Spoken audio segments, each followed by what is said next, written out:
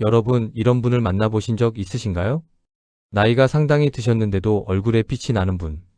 주름이 있고 머리가 휘어졌는데도 어딘가 모르게 아름답고 따뜻하게 느껴지는 분. 그분 곁에 있으면 편안하고 헤어지고 나면 왠지 기분이 좋아지는 그런 분. 그리고 반대로 같은 나이인데도 왠지 무겁고 지쳐 보이시는 분도 계십니다. 피곤함이 몸에 배어 있는 것 같고 만나고 나면 기운이 빠지는 느낌이 드는 분들도 있습니다. 왜 같은 세월을 살아왔는데 이렇게 다른 걸까요? 이 차이가 단순히 타고난 외모나 형편에서 오지 않는다는 것을 살아오면서 조금씩 느끼셨을 것입니다. 경제적으로 넉넉하지 않아도 빛이 나는 분이 있고 충분히 가지고 있으면서도 삶이 어두워 보이는 분도 있습니다. 건강이 좋지 않아도 눈빛이 살아있는 분이 있고 몸이 건강해도 무기력해 보이는 분도 있습니다. 세월이 흐를수록 더 아름다워지는 사람들. 그분들에게는 무언가 공통점이 있습니다. 그것은 돈도 지위도 특별한 재능도 아닙니다. 바로 삶을 대하는 태도, 하루하루를 살아가는 방식, 그리고 오랫동안 쌓아온 마음의 습관들입니다. 나이가 들면 얼굴에 그 사람의 삶이 새겨진다는 말이 있습니다. 자주 웃은 사람의 얼굴에는 웃음의 흔적이 남고 항상 걱정하며 살아온 사람의 얼굴에는 그 긴장이 남습니다. 따뜻하게 살아온 사람에게는 따뜻함이 풍겨나고 원망과 불평 속에서 살아온 사람에게는 그것이 배어나옵니다. 여러분은 어떤 노년을 꿈꾸고 계십니까? 오늘 이 영상에서는 늙어서도 인생이 빛나는 사람들의 특징 5가지를 차분하게 이야기해 드리려고 합니다. 이것은 특별한 사람들만의 이야기가 아닙니다. 지금 이 영상을 보고 계신 여러분도 충분히 만들어갈 수 있는 것들입니다. 빛나는 노년은 멀리 있지 않습니다. 오늘 이 이야기에서 그 힌트를 함께 발견하시길 바랍니다. 여러분, 마지막으로 새로운 것을 배워서 설레었던 경험이 언제였나요? 늙어서도 인생이 빛나는 분들의 첫 번째 공통점은 배움을 멈추지 않는다는 것입니다. 나이가 들어도 세상에 대한 호기심이 살아있고 새로운 것을 알아가는 것에 기쁨을 느끼며 끊임없이 무언가를 배우고 탐구하는 분들입니다. 이것이 왜 빛나는 노년을 만들까요? 첫 번째로 뇌를 살아있게 만듭니다. 뇌는 쓸수록 강해지고 쓰지 않으면 기능이 저하됩니다. 새로운 것을 배울 때 뇌에서는 새로운 신경 연결이 만들어집니다. 이것이 인지 기능을 유지하고 치매를 예방하는 데 도움이 된다는 것은 이미 많은 연구를 통해 알려진 사실입니다. 배움을 멈추지 않는 사람은 나이가 들어도 정신이 맑고 눈빛이 살아 있습니다. 두 번째로 삶에 기대감을 만들어줍니다. 새로운 것을 배우는 과정에는 기대감이 있습니다. 오늘은 무엇을 더 알게 될까? 이것이 어떻게 발전할까 하는 설렘. 이 기대감이 아침을 기다려지게 만들고 하루에 활력을 줍니다. 기대하는 것이 있는 사람의 눈빛은 다릅니다. 세 번째로 세대를 연결해 줍니다. 새로운 것을 배우려는 자세를 가진 분들은 젊은 세대와 이야기가 통합니다. 손자녀가 좋아하는 것에 관심을 가지고 새로운 기술에 호기심을 보이고 변화하는 세상을 거부하지 않고 받아들이려 합니다. 이런 분들 곁에 있으면 나이 차이를 잊게 됩니다. 실제로 이런 분이 계십니다. 78세에 처음으로 수채화를 시작하신 분이 있습니다. 처음에는 붓을 잡는 것조차 서툴렀지만 매일 조금씩 연습하시다가 3년 후에는 지역 전시회 작품을 출품하셨습니다. 그분이 하신 말씀이 기억에 남습니다. 새로운 것을 배우면서 처음으로 아침이 기다려졌어요. 오늘은 어떤 색을 써볼까 생각하면서 일어났거든요. 그분의 눈빛이 얼마나 빛났는지 모릅니다. 정약용은 유배지에서도 끊임없이 배우고 쓰고 탐구했습니다. 그의 말 중에 이런 것이 있습니다. 배움에는 끝이 없다. 죽는 날까지 배워야 한다. 그 배움이 힘든 유배 생활 속에서도 그를 살아있게 만들었습니다. 지금부터 어떻게 시작할 수 있을까요? 거창하게 시작하실 필요가 없습니다. 오늘 궁금한 것 하나를 찾아보세요. 오래전부터 해보고 싶었던 것 하나를 시작해보세요. 손자녀가 좋아하는 것에 관심을 가져보세요. 지역 복지관이나 문화센터에서 어떤 프로그램이 있는지 알아보세요. 배움의 시작은 언제나 작은 호기심에서 비롯됩니다. 배움을 멈추지 않는 사람은 나이가 들어도 늙지 않습니다. 눈빛이 살아있고 말에 활기가 있고 함께 있으면 에너지가 전달됩니다. 여러분, 오늘 아침에 처음 든 생각이 무엇이었나요? 늙어서도 빛나는 사람들의 두 번째 공통점은 불평보다 감사를 선택한다는 것입니다. 이것이 선택이라는 표현을 쓴 이유가 있습니다. 감사와 불평은 타고나는 것이 아니라 선택하는 것이기 때문입니다. 같은 상황에서도 어떤 사람은 불편한 것을 먼저 보고 어떤 사람은 좋은 것을 먼저 봅니다. 아프면서도 그래도 이 정도면 다행이야 라고 말하는 사람이 있고 특별히 아픈 것이 없어도 오늘도 몸이 여기저기 안 좋아 라고 말하는 사람이 있습니다. 이 차이가 왜 그렇게 중요할까요? 감사하는 마음은 뇌의 화학 작용을 바꿉니다. 감사를 느낄 때 뇌에서는 도파민과 세로토닌이 분비됩니다. 이 호르몬들은 기분을 좋게 만들 뿐 아니라 면역 기능을 향상시키고 수면의 질을 높이는 데도 영향을 미칩니다. 감사하는 습관이 건강에 실질적으로 좋다는 것이 의학적으로도 확인되고 있습니다. 또한 감사하는 사람 곁에 있으면 기분이 좋아집니다. 함께 있으면 밝아지는 에너지가 있는 사람들이 있습니다. 그 에너지의 원천이 바로 감사하는 마음입니다. 작은 것에도 고마워요, 정말 좋네요 라고 말하는 분들 곁에 있으면 그 긍정적인 에너지가 전달됩니다. 그래서 사람들이 그분들 곁에 있고 싶어하고 그분들을 다시 만나고 싶어합니다. 감사는 또한 지금 이 순간을 충분히 살게 해줍니다. 불평은 항상 현재보다 과거나 미래를 향해 있습니다. 예전에는 이랬는데 이것만 없으면 좋을 텐데. 반면에 감사는 지금 이 순간에 있습니다. 지금 이것이 좋다. 지금 이것이 감사하다. 감사하는 사람은 지금 이 순간을 충분히 살아가고 있는 사람입니다. 실제로 이런 분이 계십니다. 몸이 많이 불편하신 70대 어르신인데 만날 때마다 밝은 얼굴로 오늘도 이렇게 볼 수 있어서 고마워요 라고 말씀하십니다. 처음에는 그냥 하시는 말씀이라고 생각했는데 오래 지켜보다 보니 그분이 정말로 그것을 느끼고 계신다는 것을 알게 됐습니다. 그분 곁에 있으면 나도 모르게 좋은 것들이 보이기 시작합니다. 그분의 감사하는 시선이 전염된 것이지요. 법정스님은 이런 말씀을 하셨습니다. 감사할 줄 아는 사람은 이미 풍요로운 사람이다. 가진 것이 적어도 감사할 줄 아는 사람의 삶은 이미 충만하다. 지금부터 어떻게 시작할 수 있을까요? 오늘 저녁 잠들기 전 오늘 하루 중 감사했던 것 한 가지를 떠올려 보세요.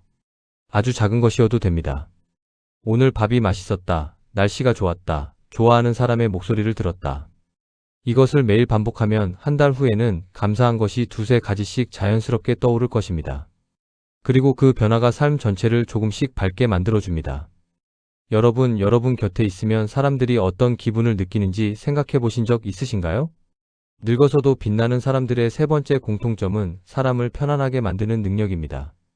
그분들 곁에 있으면 긴장이 풀리고 있는 그대로의 자신으로 있을 수 있고 헤어지고 나서도 따뜻한 기억이 남습니다. 이 능력은 어떻게 만들어질까요? 가장 중요한 것은 경청입니다. 진심으로 들어주는 사람을 만나면 어떤 기분이 드시나요?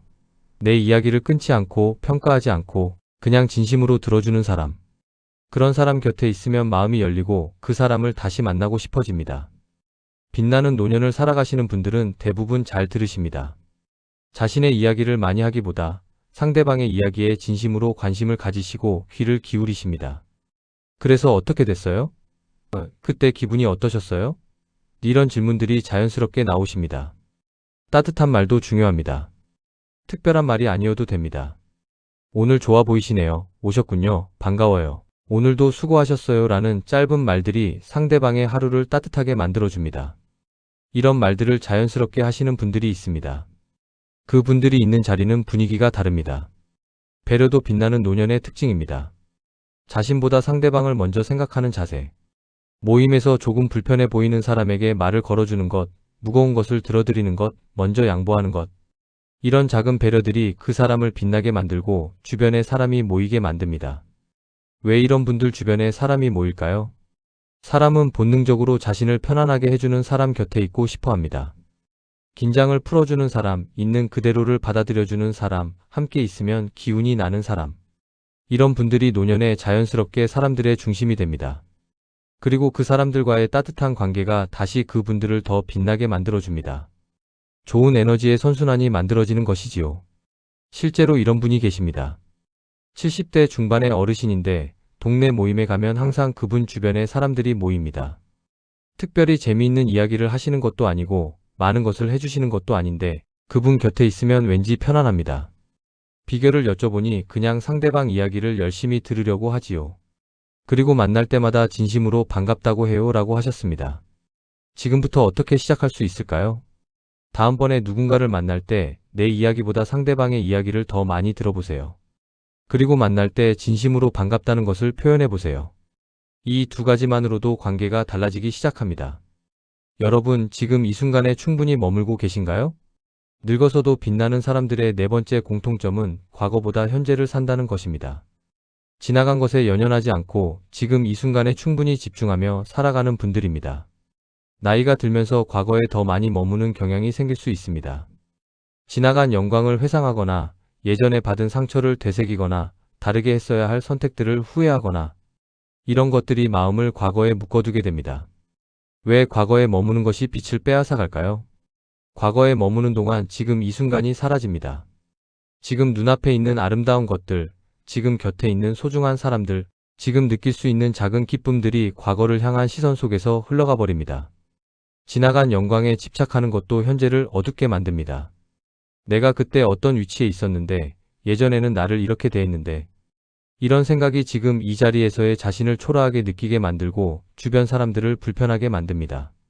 과거의 영광이 아무리 빛났어도 그것을 지금도 붙잡고 있으면 지금이 어두워집니다. 오래된 상처를 놓지 못하는 것도 마찬가지입니다. 수십 년 전에 받은 억울함, 아직도 이해가 안 되는 누군가의 행동. 그것을 지금도 반복해서 생각하면 그 감정을 지금도 경험하는 것이 됩니다. 그 고통이 지금의 얼굴과 눈빛에 남습니다. 반면에 현재를 사는 분들은 어떤 모습일까요? 지금 이 순간에 집중하십니다. 대화할 때 상대방에게 온전히 집중하시고 밥을 먹을 때 그 맛을 충분히 느끼시고 산책할 때 주변의 것들을 보고 느끼십니다. 이 현재에 충분히 머무는 것이 그분들을 살아있게 만들고 빛나게 만듭니다. 노자는 이런 말을 했습니다. 자연은 서두르지 않지만 모든 것을 이룬다. 과거나 미래가 아닌 지금 이 순간에 충분히 있는 것, 그것이 자연의 방식이라는 것이지요. 실제로 이런 분이 계십니다. 힘든 과거를 많이 겪으신 80대 어르신인데 과거 이야기를 거의 하지 않으십니다. 대신 지금 텃밭에 무엇이 자라고 있는지, 오늘 아침 하늘이 얼마나 맑았는지, 이번 주에 누구를 만날 것인지를 이야기하십니다. 그분에게 과거가 힘들지 않으셨냐고 여쭤봤더니 이렇게 말씀하셨습니다. 그런 일도 있었죠. 하지만 지금 여기가 더 좋아서요. 지금부터 어떻게 시작할 수 있을까요? 오늘 하루 중 한 가지 활동을 할 때 그것에만 온전히 집중해 보세요. 밥을 먹을 때 TV를 끄고 그 맛에 집중하거나 산책할 때 스마트폰을 주머니에 넣고 주변을 바라보거나 이 작은 현재 집중이 쌓이면서 삶이 더 선명하고 충만하게 느껴지기 시작합니다. 여러분만의 즐거움이 있으신가요? 늙어서도 빛나는 사람들의 5번째 공통점은 자신만의 즐거움이 있다는 것입니다. 누군가에게 의존하거나 누군가를 통해서가 아니라 자신 안에서 기쁨을 찾을 수 있는 분들입니다. 이것이 왜 그렇게 중요할까요? 자신만의 즐거움이 있는 사람은 혼자 있어도 외롭지 않습니다. 자녀가 바쁘거나 친구를 만나기 어려운 날이 있어도 자신만의 세계가 있는 사람은 그 시간을 충분히 보낼 수 있습니다. 그리고 그 자족감이 사람을 단단하게 만들고 다른 사람에게도 의존하지 않는 여유를 만들어줍니다.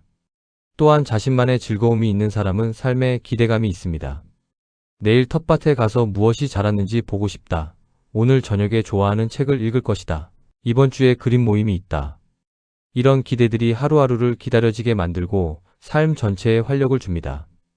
어떤 것들이 자신만의 즐거움이 될 수 있을까요? 취미 활동이 대표적입니다. 그림 그리기, 서예, 뜨개질, 요리, 사진 찍기, 음악.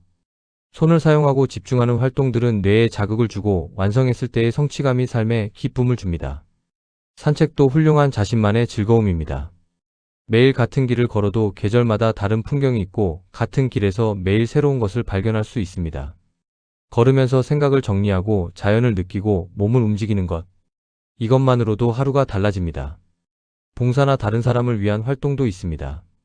자신의 시간과 능력을 다른 사람을 위해 쓸 때 느끼는 기쁨은 매우 특별합니다. 받는 것에서 오는 기쁨과는 다른 주는 것에서 오는 충만함이 있습니다. 이것이 삶에 의미를 더해주고 그 의미가 빛을 만들어줍니다. 소소한 일상의 즐거움도 있습니다. 좋아하는 차를 마시는 시간, 좋아하는 음악을 듣는 시간, 정원이나 화단을 가꾸는 시간. 이런 작은 것들이 하루를 채우면서 삶의 온기를 만들어줍니다. 실제로 이런 분이 계십니다. 75세에 처음으로 사진기를 들고 동네 산책을 시작하셨습니다. 처음에는 그냥 걷기가 지루해서 시작하셨는데 사진을 찍으면서 보이지 않던 것들이 보이기 시작했다고 하십니다. 담벼락에 핀 이름 모를 꽃, 아침 햇살이 만드는 그림자, 이웃 고양이의 표정. 지금은 매일 찍은 사진을 손자녀들과 공유하시고 그 대화가 새로운 연결을 만들어줬다고 하십니다. 사진 찍는 즐거움 하나가 삶 전체를 바꾼 것이지요. 쇼펜하우어는 이런 말을 했습니다. 자기 자신 안에서 즐거움을 찾는 사람은 외부의 것에 의존하지 않는다. 그것이 진정한 자유다. 지금부터 어떻게 시작할 수 있을까요?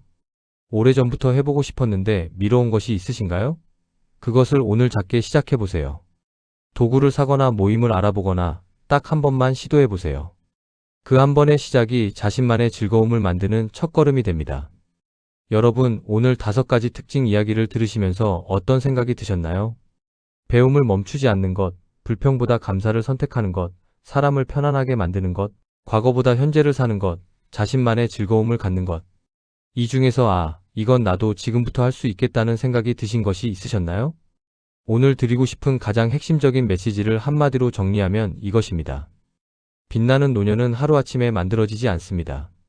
오늘 배움을 조금 더 하고, 오늘 감사한 것 하나를 찾고, 오늘 누군가에게 따뜻하게 대하고, 오늘 이 순간에 조금 더 집중하고, 오늘 자신만의 즐거움을 한 번 더 누리는 것.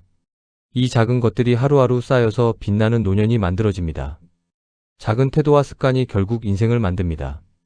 우리가 지금 어떤 생각을 하고, 어떤 말을 하고, 어떻게 하루를 보내느냐가 조금씩 쌓여서 삶의 모습을 만들어갑니다. 화려한 성취보다 평범한 하루의 반복이 삶을 결정합니다.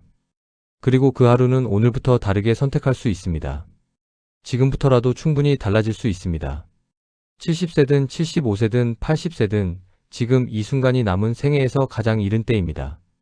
지금 시작하는 것이 가장 이른 시작입니다. 오늘 배움을 시작하면 배우는 사람이 되고, 오늘 감사를 시작하면 감사하는 사람이 되고, 오늘 현재에 집중하면 현재를 사는 사람이 됩니다. 노년은 끝이 아니라 완성의 시간입니다.